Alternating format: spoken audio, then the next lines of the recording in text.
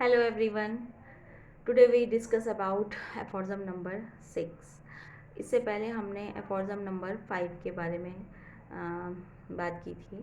तो fifth aphorism में Hahnemann sir ने बताया था एक्यूट केसेस के लिए प्रोबेबल और एक्साइटिंग कॉसेस के बारे में, एंड क्रॉनिक मियाज़म के ड्यू प्राइमरी जो फंडामेंटल कॉज होता है इसका क्रॉनिक मियाज़म होता है। उसके बाद हमें पेशेंट के सारे सराउंडिंग वातावरण के बारे में और पेशेंट के खुद बारे में, क्या मेंटल स्टेटस, उसका physical status, sexual social relationship, सब कुछ सारा कुछ लेना है।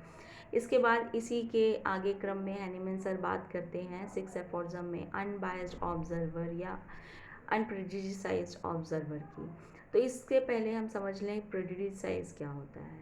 प्रेजुडिसाइज या बायस्ड होना यानी कि पहले ही हम कोई कैलकुलेशन या पूर्वाग्रह से ग्रसित हो जाएं कि हाँ, जब भी हमारे पास कोई पेशेंट आया है ना, तो हमारे जो पास्ट के एक्सपीरियंसेस हैं, क्योंकि फिजिशियन भी क्या है, एक ह्यूमन माइंड है, ह्यूमन माइंड को इंटेलेक्ट मिला है, लॉजिकल थॉट्स मिले हैं, एक दूसरे से कोरिलेट करने की क्षमता मिली है। तो उसके थ्रू जब हमारे पास कोई भी चीज़ आती है, सपोज दैट कोई पेशेंट ही आया या कोई समस्या ही आई, तो उसका समाधान हम अपने पास्ट के एक्सपीरियंसेस से करने की कोशिश करते हैं, और इसे हम नॉर्मली रोक नहीं पाते हैं। तो उससे होता क्या है कि हमारा केस अच्छे से नहीं हो पाता है और हम अनबायस नहीं हो पाते हैं, बायस तरीके से बात करते हैं पेशेंट से और लीडिंग क्वेश्चंस करने लगते हैं। जैसे कि कोई पेशेंट हमारे सामने आया, फ्लैट एंड फ्लैबी दिख रहा है, तो हम सोचते हैं कि शायद ये कलकेरिया हो सकता है। अपने माइंड में एक धारणा बना लगते हैं कि हाँ, माइल्ड एंड जेंटल है तो हो सकता है, और थोड़ा सा बात करने पर उसने अपनी समस्या बताई और आँख में आंसू आ गए, तो हम सोचते हैं कि हाँ, ये पल्स हो सकता है। इसी तरह कोई पेशेंट आया हमारे पास और हमें लगा कि हाँ, बहुत इरिटेबल टाइप का बंदा है, तो हम नक्स उसके बारे में सोच सकते हैं, है ना। बहुत दुबला पुतला लीन थीन आ गया, तो हम सोचते हैं कि शायद ये सीपिया हो सकता है। और तो इस तरह से हम क्या हो जाते हैं, प्रिजुडिसाइज्ड हो जाते हैं, है ना। और हम उससे फिर लीडिंग क्वेश्चंस करने लगते हैं। हम अपनी जो हम सोचते हैं जो मेडिसिन, उसी के मेडिसिन के लीडिंग क्वेश्चन उस पेशेंट से करने लगते हैं। ऐसा करने को मना किया है हैनीमैन सर ने, ये नहीं करना है हमें। इसीलिए हैनीमैन सर ने बोला है अनबायस्ड ऑब्जर्वर, एक फिजिशियन को एक अनबायस्ड ऑब्जर्वर की तरह व्यवहार करना है। यानी कि जब हमारे पास कोई पेशेंट आएगा तो हमें अपने माइंड में बहुत ज़्यादा कोई इमेज नहीं बना के रखनी है ना।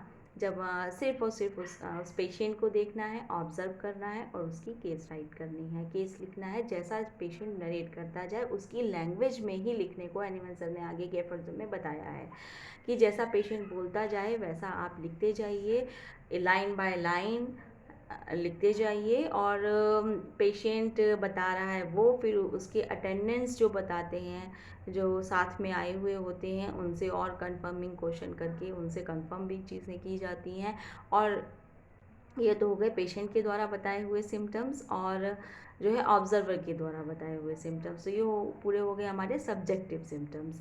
इसके बाद जो हम ऑब्ज़र्व करते हैं, जो फिजिशियन ऑब्ज़र्व करता है ना, ऑब्जेक्टिव सिम्टम्स होते हैं।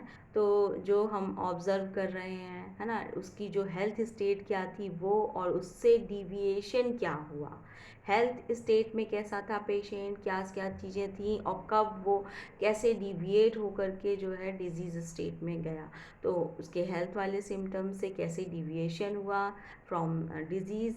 तो जितने भी डिज़ीज़ में जो डिज़ीज़ जब वो है, सिक है, तो उस समय क्या वो आउटवर्डली क्या साइन एंड सिम्टम रिफ्लेक्ट कर रहा है, उसे हमें देखना है, ऑब्ज़र्व करना है। जो वो बता रहा है वो भी देखना है, ऑब्ज़र्व करना है, सारे के सारे सिम्टम्स नोट डाउन करने हैं। और क्लिनिकल जो हम इन्वेस्टिगेशन वगैरह कराते हैं, जो क्लिनिकल सिम्टम्स लेते हैं उससे, वो भी हमें सारे के सारे लिखने हैं, देखना है, और उसके बाद फिर हमें सोचना है ना। उससे पहले कुछ भी नहीं सोचना है, पहले हमें बायस्ड बिल्कुल भी नहीं होना है, अनबायस्ड ऑब्जर्वर की तरह व्यवहार करना है। और ये सबसे टफ काम है, क्योंकि एक फिजिशियन भी एक ह्यूमन बीइंग है, ह्यूमन माइंड है, और ह्यूमन माइंड को ये क्षमता मिली है, माइंड इंटेलेक्चुअल माइंड है, लॉजिकल थॉट्स हैं, है ना। तो एक मेमोरी मिली है हमें, जिससे हमें पुराने जितने भी हमारे जो चीज़ें होती हैं वो हमें क्या होती हैं, याद रहती हैं। और वहाँ से हम अपने पास्ट के एक्सपीरियंसेस का क्या करते हैं, लॉजिकल थॉट्स लगाते हैं, उसको को रिलेट करने लगते हैं।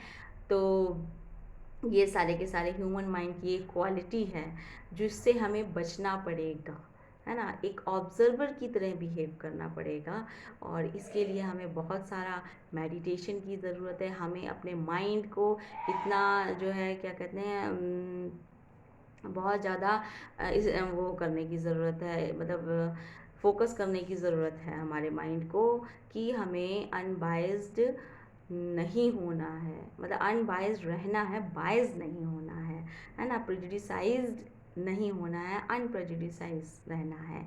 और ये सारे हमारे एक्सपीरियंस बाद में जब हम सारा केस हिस्ट्री ले लेते हैं पेशेंट की, उसके बाद हमें अपने इंटेलेक्ट और सब कुछ ध्यान में रखना है, तब हम उस पर विचार कर सकते हैं, वहाँ पर हम सोचेंगे। जब हम मेडिसिन रेमेडी के बारे में सोचते हैं, वहाँ पर हमें अपने पास एक्सपीरियंसेस को हम सोच सकते हैं, लेकिन उससे पहले हमें अभी कोई भी धारणा नहीं बनानी है अपने माइंड में, है ना। ये हैनीमैन सर ने कहा है और इस एफोरिज्म में। और उसके बाद कहा है कि जितने भी हम सारे सिम्टम जो हम ऑब्जर्वेबल साइन एंड सिम्टम्स हैं, इन सब को मिला करके, है ना, ये एक फुल एक्सटेंट में एक डिजीज़ जो सिक लेकर के आया है वो तैयार हो जाती है। कौन कौन से सिम्टम्स, सारे के सारे सब्जेक्टिव सिम्टम्स, सारे के सारे जितने हमने ऑब्जेक्टिव सिम्टम्स लिए, सारे सारे क्लिनिकल सिम्टम्स, इन सब को फुल एक्सटेंट में एक डिज़ीज़ का पोर्ट्रेट तैयार हो जाता है। पोर्ट्रेट क्या होता है कि एक जो आर्टिस्ट होता है, एक आर्टिस्ट एक पोर्ट्रेट जब बनाता है तो एक हूबहू चित्र होता है पोर्ट्रेट किसी पर्सन का, है ना।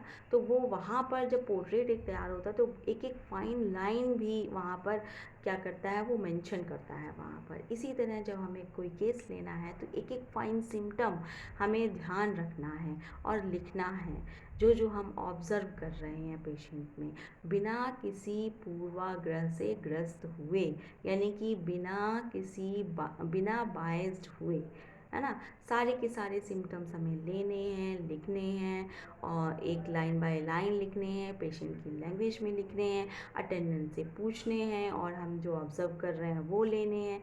क्लिनिकल डिविएशन क्या हुआ, हेल्थ में कैसा था बंदा, हेल्थ में किस तरह वर्क कर रहा था, कैसा था उसका मेंटल, कैसा था इंटेलेक्ट, कैसा था डिजीज़ स्टेट में जा कर के कैसा हो गया, क्या चेंजेस आया, क्या हेल्थ में था, क्या डिजीज़ में कैसा चेंजेस आया, या फुल एक्सटेंट में डिजीज़ का पोर्ट्रेट तैयार होता है। इसी के आगे बात करते हैं, जो जितने भी हमने उसके मेंटल लेवल पे जो चेंजेस आए, फिज़िकल लेवल पे जो चेंजेस आए एक सिक पर्सन में, है ना, जो हेल्थ में से क्या डिवीशन हुआ, मेंटल पर क्या डिवीशन हुआ, उसके फिज़िकल लेवल पर, ये सारे के सारे साइन एंड सिम्टम्स जब हमने ले लिए तो इसने क्या बनाया, एक पोर्ट्रेट ऑफ डिजीज़ तैयार हो गई। उस पोर्ट्रेट ऑफ डिजीज़ से फिर हम रेमेडी की ओर आगे बढ़ेंगे। यहाँ पर एक फुट नोट में सर बताते हैं, जब क्योंकि इसमें जो एफोरिज्म है सिक्स में, इसमें तो हैनीमैन सर ने होम्योपैथी की बात की, तो उसके बाद सर ने सभी पूरे ऑर्गेनॉन में क्या किया है, जहाँ पर होम्योपैथी की बात करते हैं तो उसके कंसिक्वेंस में उसके कंट्ररी जो मेथड चल रहे थे, जो है ना, जैसे कि एलोपैथी ओल्ड स्कूल है, तो वहाँ पर नीचे के फुट नोट में वो क्या करते हैं उसके बारे में डिस्कस किया है, कि ये अपने आप को जो है ओल्ड स्कूल एक रेशनल क्यूरेटिव मेथड तो बोलते हैं, कि एलोपैथिक्स जो इतने होते हैं वो रेशनल आर्ट ऑफ हीलिंग है, बट वहाँ पर वो जो है पूरी तरह से क्योर तो नहीं करते। ऊपर से जो पेशेंट्स होते हैं, जैसे कि कोई वो इन्फेक्शन ढूंढते हैं पेशेंट में ना, कुछ इनविजिबल क्या छिपा हुआ है, सारे टेस्ट कराते हैं, उसके बाद कुछ एक से निकालेंगे कि हाँ भाई आपको जो है अच्छा ये समस्या है, तो इसमें जो है ये ऑर्गेनिज्म आपके इन्फेक्शन है, इस ऑर्गेनिज्म का, इस बैक्टीरिया का, इस वायरस का, कुछ इनविजिबल कुछ ढूंढते हैं, जबकि ऐसा नहीं होता है ना। वो यहाँ पर सर ने आगे के फुटनोट उसमें आगे बात की है कि प्राइमा कॉजा मॉर्बाई, वही प्राइमा कॉजा मॉर्बाई क्या है, ओल्ड स्कूल वाले प्राइमा कॉजा मॉर्बाई ढूंढते हैं। जैसे कि अगर आपको ट्यूबरकुलर पेशेंट है है ना, तो माइकोबैक्टीरियम ट्यूबरकुलाई का इन्फेक्शन हो गया है, या और भी गले में सोर थ्रोट हो रहा है तो स्ट्रेप्टोकोकल इन्फेक्शन हो गया है। तो ये इन्फेक्शंस को ढूंढते हैं बैक्टीरिया वायरस को, जबकि ऐसा नहीं है, बैक्टीरिया वायरस तो मौजूद होता ही होता है वहाँ पर। बट जब हमारा वाइटल फोर्स, जब हमारी ससेप्टिबिलिटी या जब हमारी इम्यूनिटी लोअर डाउन होती है, तब वहाँ पर वो अपना इन्फेक्शन को शो करते हैं। और इम्यूनिटी डाउन होती है, सबसे पहले हमारा वाइटल फोर्स डीरेंज होता है, और वो फिर साइन एंड सिम्टम्स को आउटवर्डली रिफ्लेक्ट करता है, जिससे कि वो रेमेडी की ओर इशारा करता है कि हमें ये हमारी बॉडी में इस तरह के साइन एंड सिम्टम दे रही है, तो इस तरह की रेमेडी की ज़रूरत है।